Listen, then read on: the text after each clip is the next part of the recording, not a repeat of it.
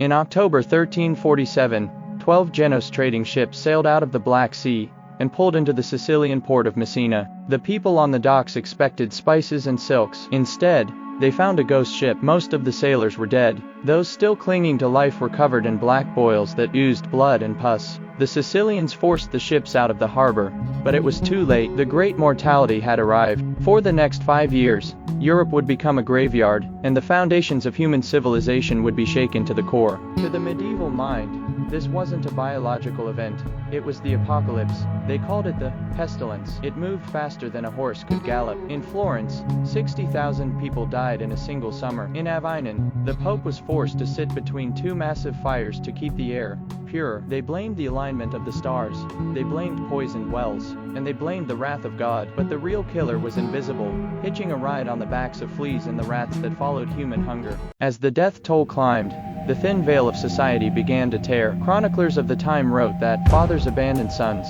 and wives abandoned husbands. The basic unit of humanity, the family, collapsed under the weight of fear. Law courts closed, shops were looted, the dead were piled into pits by the thousands, buried without prayer or ceremony. In those dark months, it seemed as though the living would not be enough to bury the dead.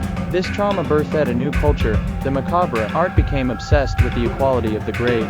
It didn't matter if you were a bishop or a beggar, the plague took everyone. This was the dance of death. People began to live for the moment, some in prayer, others in wild, desperate revelry, drinking and feasting in the houses of the dead, knowing that tomorrow, the boils might appear on their own skin. By 1352, the fires had burned out, but 25 million people were gone, 1/3 of Europe's population. Yet from the ashes, a strange thing happened. Because there were so few workers left, the surviving peasants could demand higher wages. The old feudal system, where lords owned men like cattle, began to break. The Black Death, as horrific as it was, accidentally paved the way for the Renaissance. It forced humanity to look at the world differently, to value life more dearly, and to innovate. We are the descendants of those who survived the impossible. We are the children of the great mortality. If you are liked my video, don't forget to subscribe and like, share. Comment on the section what you want to know next day.